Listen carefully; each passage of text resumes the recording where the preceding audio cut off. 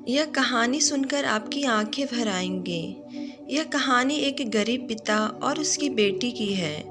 एक बार वह गरीब व्यक्ति अपनी बेटी को उसके स्कूल से लेकर शहर के एक महंगे होटल में पहुंचा।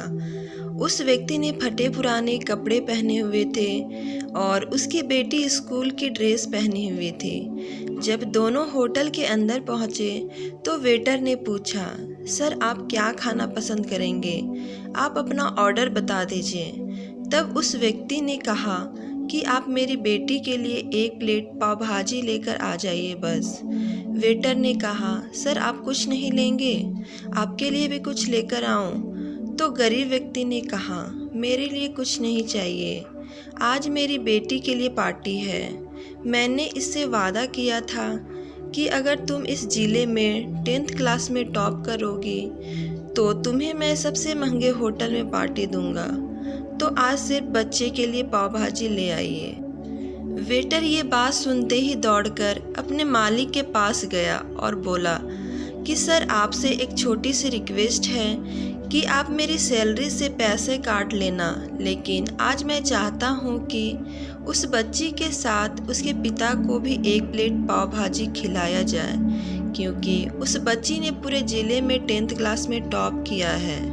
वह गरीब पिता है, ज़्यादा पैसे नहीं होंगे।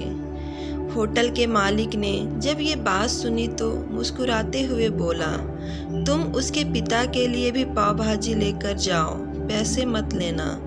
4 से 5 पाव भाजी पैक करवा कर ले जाओ और 2 से 3 किलो मिठाई भी लेकर जाओ और उनसे कहना ये पार्टी होटल की तरफ से है, आप ये मिठाई लेके जाइए और जश्न मनाइए।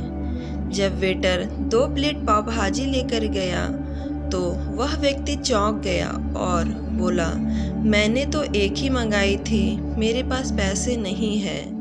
वेटर बोला, अरे सर शर्मिंदा मत कीजिए, ये पार्टी होटल की तरफ से है। आपकी बेटी, हमारी बेटी ने टॉप किया है।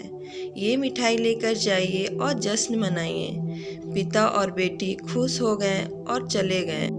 कई साल बीत गए। उस गरीब पिता की लड़की अब यूपीएससी की तैयारी करके कलेक्टर बन चुकी थी और इत्तेफाक से उसी शहर में उसकी पोस्टिंग हो गई थी। उस लड़की ने उस होटल में सूचना पहुंचा दी कि मैं उस होटल में लंच करने के लिए आ रही हूं। होटल के मालिक ने जब ये सुना तो होटल को पूरी तरह से सजवा दिया।